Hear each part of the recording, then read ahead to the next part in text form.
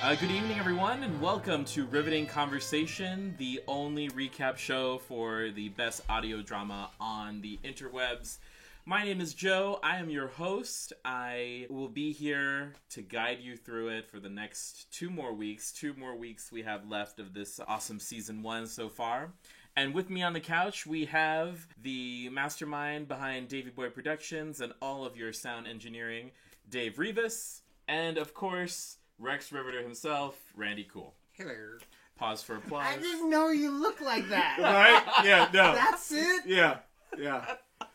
I thought you were less hairy. Yeah. I figured you'd be taller. Right. You sound taller. I sound so much taller and muscly. I don't know if Rex is muscly, though. I probably... No, the beatings he takes, no, he can't be. Yeah. He actually walks into beatings. It's like... When we first talked about doing this, and there was like discussion about having like a live play at the end. Yeah. And like all the characters were going to be on stage, and I kept going, is Randy going to look like that? Is Rex Is he going to like shave or like slick his hair? Like, what's he going to do? Right. What's he going to look like Randy? Right. We're going to find out soon. Well, I think it works. I think it works more. No offense to you, Randy, but I think it works as an audio drama. Just because, the voices are a little bit different. Like, I would have, on the way over here, I would not guess that was Sandy playing Betty May. Oh, Oh, my gosh. gosh. I find myself looking at the show notes to see who's in this particular episode because everyone's voices and how they do the characters are so different. And the way it comes out, you never... You know that. Eugene, yeah. I Eugene. mean, it was interesting. Eugene had to like take a shot of whiskey or something to put some hair on his chest. Bring it down a little bit.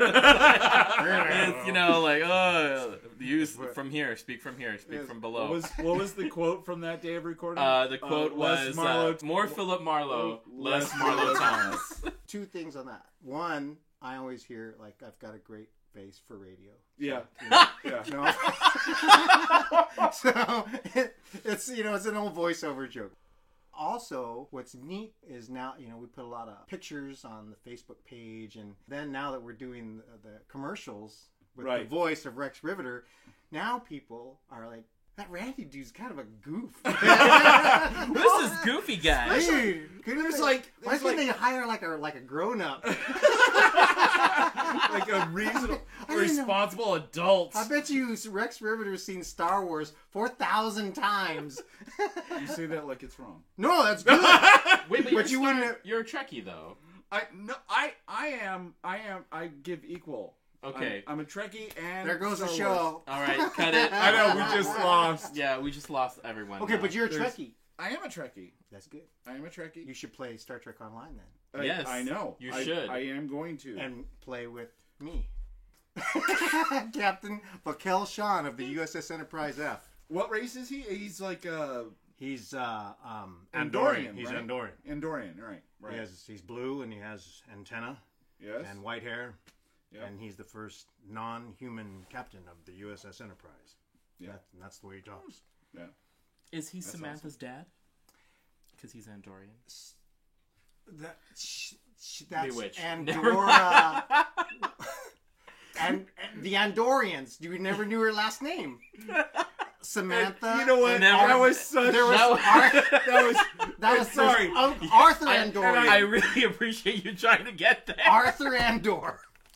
And I'm sorry, I have to correct you. It was Endora. Oh no, it's no. No. There goes the show again. Just because Really? you like Star Wars, Endora. trying to make Endora. I'm getting confirmation. Okay, all right. Getting From our confirmation producers, it was out there. Endora, not Andorra. All right. So Don't bring up Gilligan's Island or Sigmund and the Sea Monsters, then you lose me too. Right? So Totally got off the rails. yeah, we've gone off. I knew 5 minutes in? I knew this was about to happen. So This we is watched. just like every other recording session we've had of Rex Riveter. Right. And then what's going to happen afterwards, I got to cut all this out. We're gonna cut all this out. It took like, And you'll just out of hear all that you'll this be so able to far, use we this. got the words You'll just- so. And then I'm going to save so, and then I'm going to go through 6 hours of tape to get how. And then I got that. So you are the yes. Here's the so. Here's so the so. how? Now I got an alt.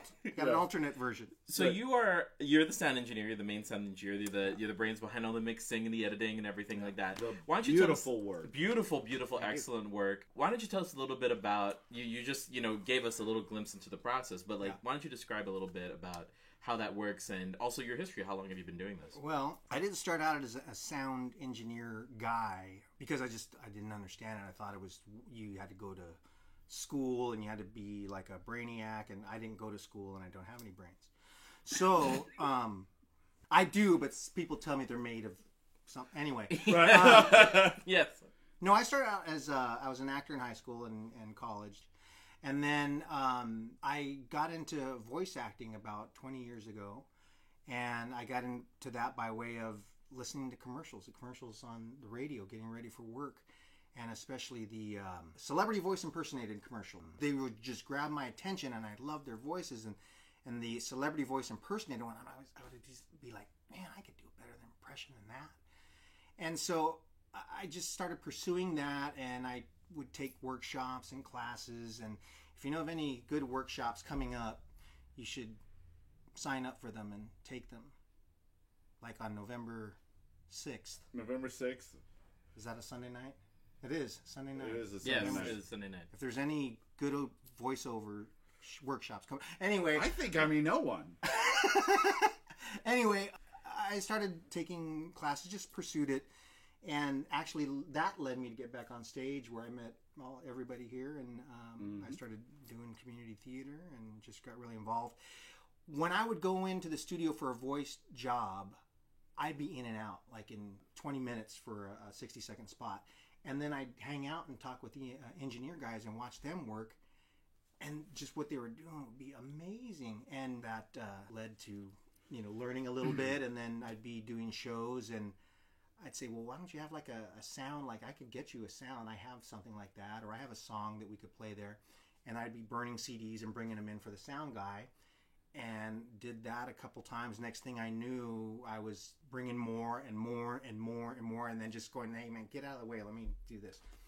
And so that's how I got into sound design. That's pretty much it. It just kind of evolved like that. Yeah. And every actor I've ever met has always said, I want to check that out. I want to get into voiceover, and how do I do it, and can I take you out to lunch? And after so many lunches, I took you to Starbucks. You took me to Starbucks lunch. It was a similar meeting. Yeah. Now, whenever people take me to Starbucks, they go, I want to get into anime. And I'm like, that's cool. That's Okay. cool. Okay, so let's, Is that a thing? Is that a thing now? Like voices for anime? Voices for anime. Oh, yeah. for the English translation Right. of Japanese English anime. dubbing, Right. yeah. So are you interested in that? Well, or- But it's anime. It's always animation. it's always Five- animation. five- Okay. some kind of animation. 5 years ago, Okay. before Rex was even a glimmer in Greg's eye, just heard Greg laugh. I'd contacted Dave because I was like, I could do voiceover And you're a geek. yeah, and I'm a geek. And a lot of geeks, who are Yeah. into Yeah. animation and cool movies, and they like to play like that. So yeah, and we met at the Starbucks on Claremont Mesa Boulevard, and he kind of laid it out for me. I'm like, okay, I've got a lot of stuff I need to start researching. Yeah. So did you have to send in like an audition of you going hee? No. No, I asked you to do. Okay. I asked you, and you were the only one I ever asked to do that. But so the way this came about is Greg and Rhiannon. I worked with Greg on a show a couple of years ago, and Detained in the Desert, and I designed the sound for that show. And, Which was great sound design, by the way. Thank you. I was really proud of that. I found through little projects that grew into big projects, I'd be experimenting with the sound, and then I found I'm telling a story with the sound, and I'm telling a joke with the sound, or I'm making the scene more dramatic with the sound, and it's just how I nudge it to the left or the right, or where it comes in. It's timing. So these guys told me about this project at Rex Riveter, and how they wanted to get all of our actor friends together and record them, and then do a play. And I'm like, oh, that's really something. And so I said, well, I can help you with that. I can record the people. I know how to do that. I do it all the time. I can set up a portable studio. We don't have to go anywhere. We don't have to rent anything. I can do all that. I've done it. Since you're all actors, getting you on mic and getting a performance out of you isn't going to be too tough, because voice acting is acting first. So Rhiannon scheduled all these people to come in, and she was just fantastic at the way she did all that. Greg's script, oh my gosh, Right? it just keeps going, and all that came together, and I set up a studio here, and we recorded some people numerous times, and we always pick the hottest day of the year to record. Yes. Right. It seemed to be our lot in life. Yeah, and that's it. Not too many people had any experience. Actually, I don't think anyone had experience in I think voiceover we're all when we green, started. Yeah. So when I would record people, I would say, okay, give it to me this way. Okay, now give it to me this way. Yep. Mm-hmm. And now kind of do it like you're moving like this. And then after we're done with the character, then I have you make sounds and stuff like that. And people who don't really know voiceover don't know why you're getting all these different angles and takes on the sound and what that's all for. It doesn't make any sense. I'm like, just hold on, because just trust me, because I went home and I had in mind, that I wanted to do like sound and music, and if I had it all pictured out. I don't know if Greg and Rhiannon and everybody else imagined. I think they may have thought our Rex Riveter project would be a lot like this, like actors sitting around a mic and recording it, and then when there's a knock on Rex's door, you'd be like, that's it. We did the sound. That was the sound cue. That was the sound. And I'm like, I do TV, radio, commercials. My main thing is I do voices for video games. Yeah. Some animation, but it's all video games. I've done about 150 titles in the last 17 to 20 years, and each game I do about 6 or 7 voices. And so I kind of know how that works, and I know the process. So that I just learned from the people I've worked with, and I just brought it to these guys. And I think I sent Greg and Rhiannon a sample of a monologue or maybe an intro, and they were like, whoa. And that's it. Yeah. We commented on the first episode of Riveting Conversation about how detailed everything was, and there's this kind of detail that back in the old days of radio, like you're exactly that. You're like, if someone's knocking, there's a door. That's how they did it. They had the Foley people. The Foley people. Which keep is thinking about that an amazing art. Right. Yeah. It's an incredible. You can't find Foley people. Yeah. But I would love to do that someday. There's a couple good Foley people in town. Mm-hmm. I would love to learn how to do that. I've seen it a few times, and I've always wanted to be in a show like that. I would love to do a live radio show. I would love to do a live radio show. As would I. If anyone's listening, Eugene would love to do a live radio show as well. Yes. But to me, having worked in sound for so long, I know the process. So let's get the voices, and I already have it mapped out the way I want to do it. So I know it's kind of like making a great dinner. Yeah. And I know these are the ingredients I need for dinner. Okay, so I got the basic stuff, but now I need to flavor it a little bit with some of this and put some of this in, and then bring it all together and then serve it up. That's the first step. Once I start going down that road of putting all that together, along the way, while I'm looking for a certain sound, I discover another sound. Like, oh wait, that'll work this way. Well, then it'll have to go like this.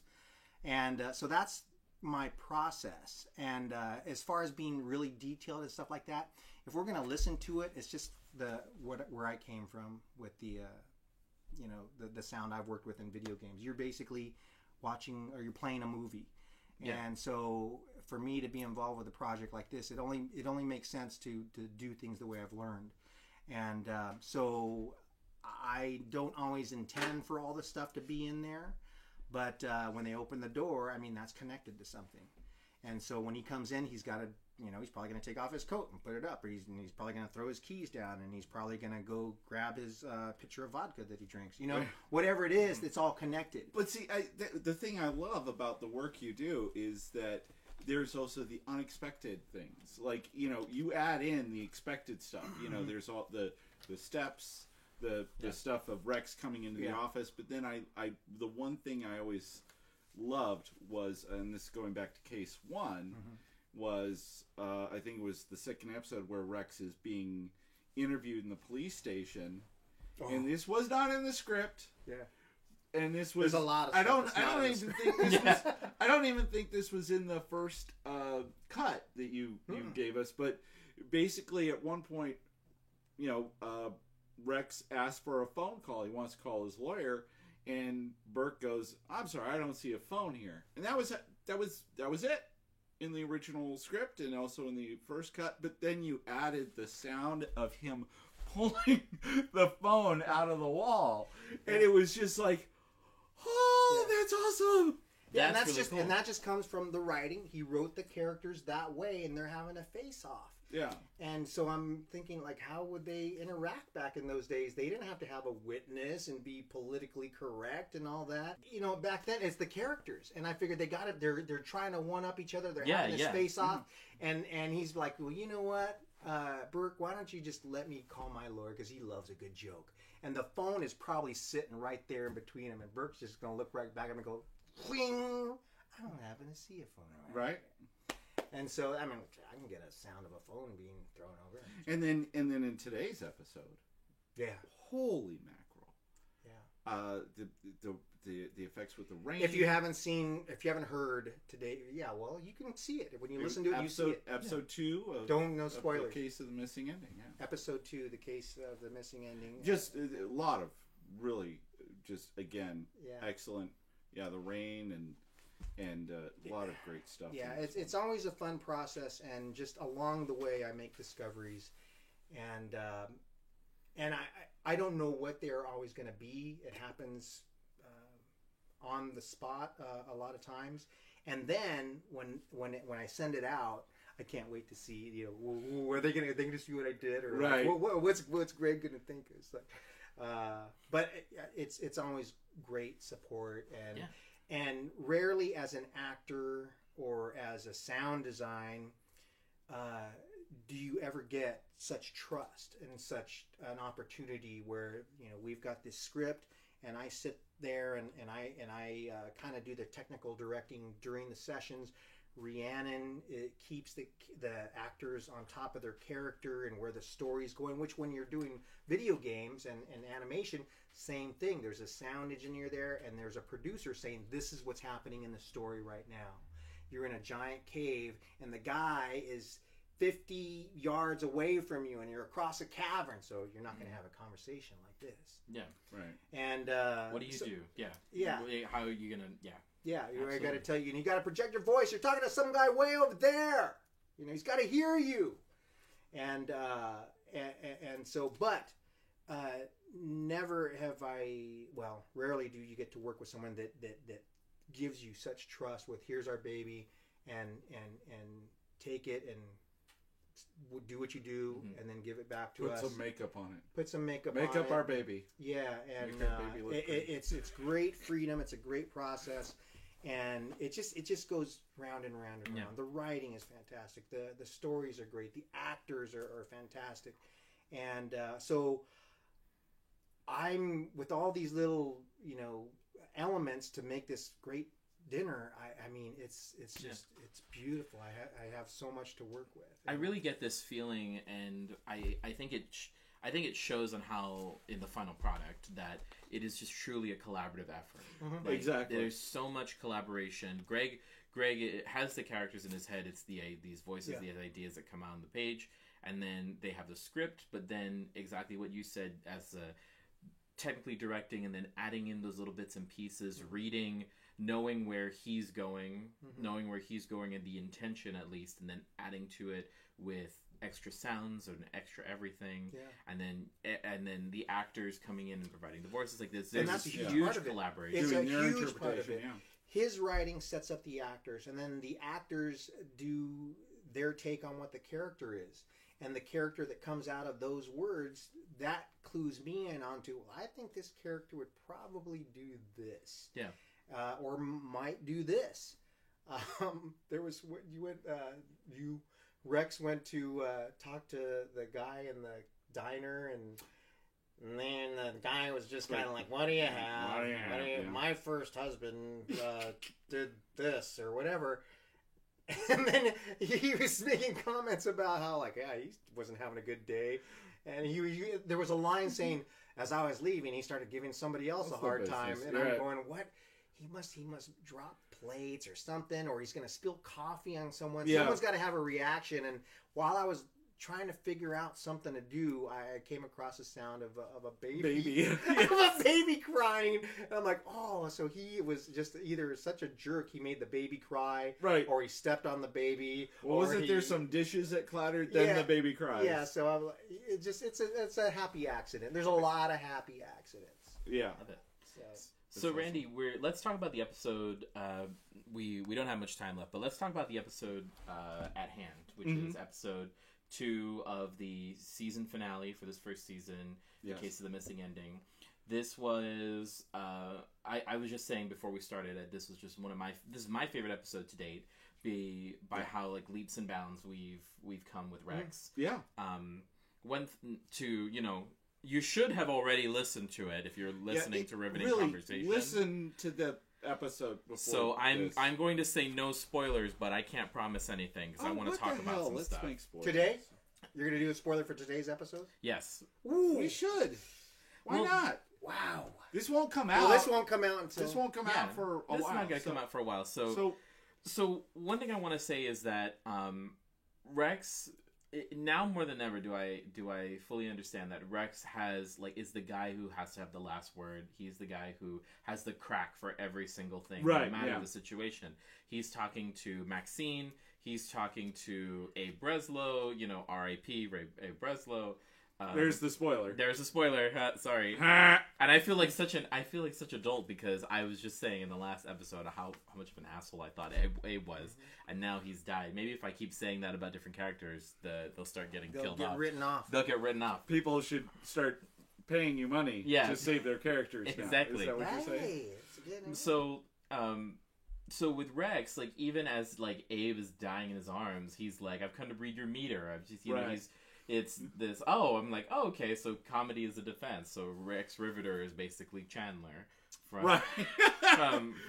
But there's a darkness there, and then as he's dying in his arms again, the rain, again with the sound design, the rain is coming right as he said, Abe's dead or Abe has died, and it's rain coming, and then we know rain is a trigger for Rex.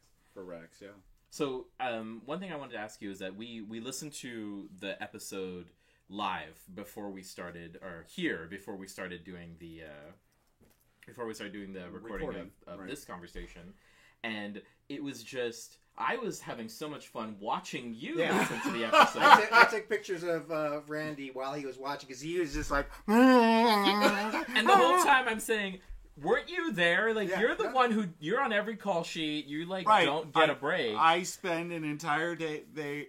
You were there. That's your voice. Standing in front of the microphone. But the great thing is, and again, this is kind of my first time working voiceover, but the fantastic thing is I don't know what he did. Gonna build a wall. No. The great thing is I kind of record it, and then I walk away from it, and then Dave does his magic. And, I just hope that I'm able to give Dave something that he can work with. And I have to say, Breslow's death scene, and that was, I worked you guys. You did. Was Frank in the room with that? For the actual, first of all, when we recorded it, we recorded probably some of the best work I've ever heard Frank Remian or seen Frank Remian do, and I love Frank. I love Frank, and this was some of the best work I've ever seen him do. And the first couple takes, we may have done it 2 or 3 times, and it was just like, wow. My MacBook froze up.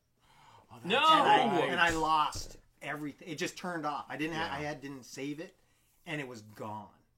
Yeah. And I was like, oh no, my God, I'm so sorry. I don't know what it was.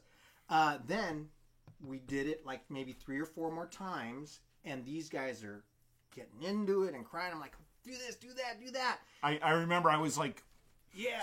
I was trying to act imagine, out, I was just struggling with the rope. And, Yeah. and they were great. And we had one out here, and we had one in the other studio. And then when we were done, I'm like, okay, so what I want to do now is I want to get it clean. I want to get a clean take of you and a clean take of him. So I'm going to record you again. I'm going to record you separately. So then we did that, and each take was just beautiful and I felt so bad because Frank was pouring his heart out.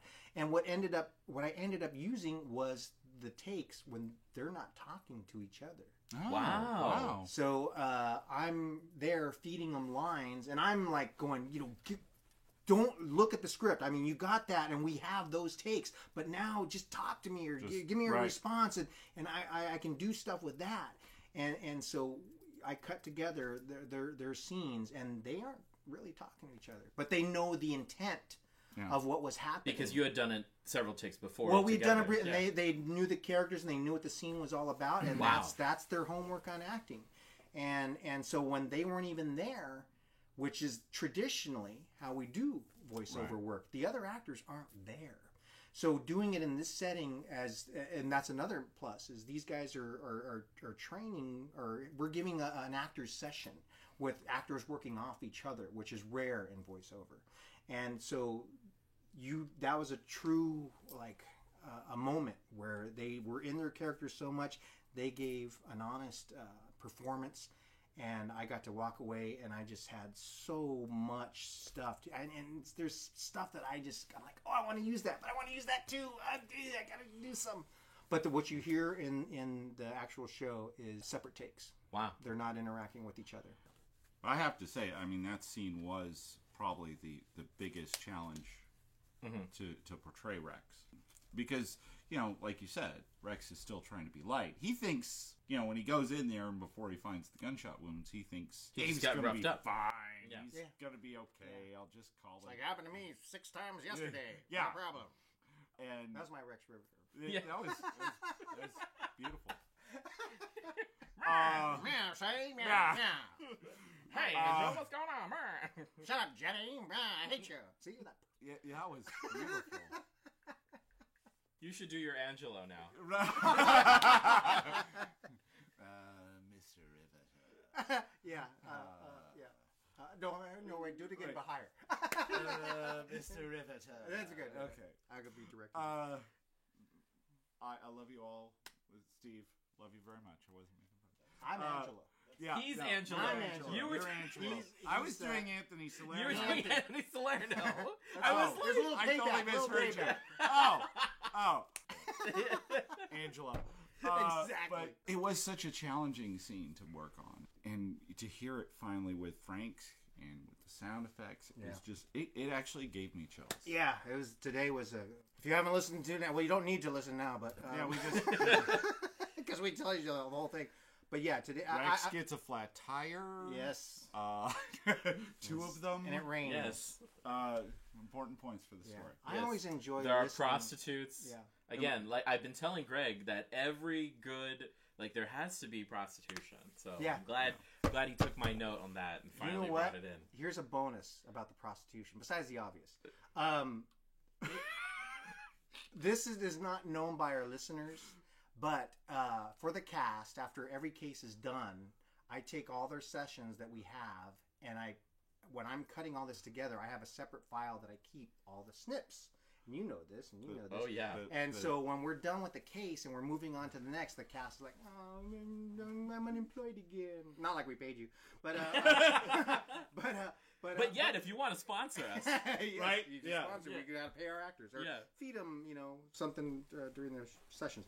I make a gag reel for the actors that were in that case, and they're funny, and they keep getting more fun and more fun, and just warning for this case with being in the house of ill repute. Oh. We've got the best. Must be too hot to outtakes. handle. No, well, I'm gonna have to get some special music for the outtakes on this. Oh yes. This is going to be, and so we're trying to figure out how to get the outtakes to the people, to our listeners, and I don't know how that's going to happen. Patreon. There's a Patreon, Patreon yeah. program coming up that I don't know anything You're about. gonna have to pay if you want to see it. If you want to listen, We're going to launch a Patreon page, and people will be able to become patrons of the show. And That's great. And that'll be one of the little bonuses they'll be able to get. And if there's enough money left over from the producers, then we'll trickle on to, we'll give you some gag reel. yes. Yeah, I can only imagine what the gag reel For this one? episode will sound like, because You know what? The first episode, there wasn't a whole lot of outtakes because everyone's getting better at their job and they're coming in and there's not a lot of mess ups or not a lot of goofing around. Everyone's going to work. And the actors we had were just kind of like, come in, I'm here to do my job. So there wasn't a whole lot. But now that we're in Max's place, oh my gosh, there's so much going on. I have I love it. well, we had to spend, after we finished recording our scenes, Rhiannon would go, all right, let's get some human sounds. Yeah. We're in a brothel, so Yes. Or bordello. so we had to provide background sounds that would be appropriate to a bordello. So Well, you can listen to all of that once you donate to their Patreon. yes. oh yeah. No, you can actually hear the final product in the episodes. But if you want to hear the gag reel, the behind the scenes, and all that stuff we got going on, which is actually the episodes are great. But when you listen to outtakes, isn't that like your favorite? It's my favorite thing. It's like, isn't that? This is interesting. There's a friend of mine that listens to the show, and they love it so much, and they always give me great feedback, and they comment on it. They just keep in there with everything we do. Well, because they're close personal friends of mine, I go, well, if you like the show that much, I'm going to let you hear something that only we get to hear. And I sent him the gag reel. One of my friends sent me a message like at 1 o'clock in the morning, and he's like, I just listened to the extras reel, and I feel that I am so much closer to the show because I feel like I know the actors better now. I feel so much more connected. It was amazing. It was hilarious. But now I feel like I'm part of it. I'm more. Wow. I'm even. This guy was already immersed in the Rex Riveter world of characters, but now he's like, I am way in now, and I was like, that's really interesting. I never even heard of that. Well, I feel similar with gag reels. I feel at the end of the movie when I love that, yeah, but I never even thought about like, well, yeah, but this is us, and right. So And it's that's really neat to hear. That's the thing is I love every time I that's you, watch a Ben. movie. Ben, every time I watch a movie, the first thing I watch after that is Say your name, Ben. Ben. Hey Ben, how you doing? And stop texting me at 1 a.m. Right? Did he follow that with "It's awesome"? Yes. What are you wearing? I'm naked, yes. Yeah. So a couple of things that I just wanted to bring up. Max has a great vocabulary. We're like glib, mercenary, bordello. I just love it. I love anything that's a hooker with a heart of gold. Yeah. Like, and the irony of that. Plus, since that kind of trope is always used for like westerns, it does make sense that it's fitting into this particular thing. Since I see Rex Riveter as a very kind of western character in the noir sense, but also very very western. Doris, when Doris introduced and Greg pointed it out when we were listening. Que Sera Sera can be heard in the background. Yeah, it's a bordello, and they're all little starlets. And I'm like, well, they're all in character, and so their theme music probably follows them around with them. Because we had we had Max, the and then we had The Doris, And Doris, then Betty, Betty, through, and we're right. looking for Marilyn. We're looking for Marilyn. Marilyn, and, right? Yeah. Who, there's probably So- more to come. There's probably More to come. Oh, You are funny. That's an outtake. And I got then- a lot of that. Yeah. Oh, Raylene has a beautiful one. Raylene has a And good one. one thing I want to mention to the listeners is you guys, they need to really, you need to do your homework and you need to really get on it with these historical Easter eggs. Yes, there are so many, and there are so many in throughout the show. Even going back to case one, there are some of the obvious ones, like the thing with the university and the Thalidomide, thalidomide, and Well, those are obvious too after you go look them up. Because Right, You didn't right. know a lot of that stuff. You didn't know. But But then like there are- the restaurants are accurate. There was Yeah. a deli, Yeah. and right. I went to LA 3 weeks ago to see a play, and all I wanted to do was to get the play over so I could go to Third and Grand. And those were great pictures. And I went to Third and Grand, and I got it. I mean, I felt something. Really? Well, because we awesome. have been tied to this for like over almost. It's gonna A be year. 2 years. Well, it's been a year and a half, and Yeah. it's going to be 2 years pretty soon. And so I Third and Grand, and all this history in L.A. And when I was there, I went to be there, and I really felt like, wow. It's like when you go to a historic site, and you know this is where the battle occurred, and this is by no means comparing it to anything people have lost their lives for. Right. But I mean, we are so emotionally tied to this project for such a long time now that when I was there, I was like, this is it. Wow. Yeah. And I'm like, take my picture, and there's nothing there. I mean, it's completely It's a different Wells than what Fargo? you. Yeah. Well, it's just there's a lot of things going on, Yeah. but it's nothing like what you would imagine. And in my mind, while I'm there, I'm like, wow, blew my mind. I have an equal story that's actually far more pathetic. You went to L.A. a Noire. Hooker house. Did you ever hear the game L.A. Noire? Yeah. Yes. So I love that game. It's an awesome game, lovely game. It's set in the 40s in L.A. and it's very noir-y, obviously. And in L.A. I actually fired it up recently just so I could take my character to Third and Grand. Oh my! Yeah, that's awesome. And I just standing around there, my guys walking around. So That's so awesome. I can't think of a better place to end. That Right. geekiness, awesome. It was profound. That's a Rex crossover. It's a geeky video thing. game. I love it. right. Wow. So again, this has been a really great conversation. That's awesome. I thank you so much Thank you. for everything that you guys have been doing. I look forward to the next 2 episodes. Yeah. I've already called Greg R.R. Martin for how, and dispassionately he's dispatching off our characters. So we'll see who's next. Because I can only assume this is just the first of many. Oh my gosh. That being said, if there's anything, I like to do a little plug-a-palooza. So is there anything that you would like to plug that's coming up within the next week? So there's still, I know that for sure, Dave, you were just on the news yesterday. Yeah. So you had something. Well, I do a lot of work with a group called the Amigos del Rep here in San Diego. I'm one of the core producers of this Latino-based theater group. And this Monday and Tuesday, which is Halloween and November 1st, I have this huge event at the San Diego Repertory Theater. We take over the whole upstairs and downstairs, and we have many places where we tell stories, and there's the puppet theater and children's stories, and we have dancers and singers, and the Psychic Sisters are there. There's just it's a family event for a lot of people to come and see and do things, and there's candy and the event's called Historias Tenebrosas, which means spooky stories in Spanish. So that's it, and more Rex Riveter. Thank you, everybody, for listening and supporting us, and gosh. And Randy, anything that you'd like to let the listeners know about besides Rex Riveter? If you would like to donate to Randy's laundry fund, Yes! please. Quarters. Yeah, I hope Quarters. to If see you some want to- laundry. of quarters. You know what? It'll be a special Patreon privilege to go do your laundry with Randy Oh, at Dragon good. Rhiannon's house. It's gonna be Right. Yeah. that would be a Don't great come here. fundraiser. Great. Yes, it'll Come be wash your dirty socks with with Rex Riveter. Randy Hogue.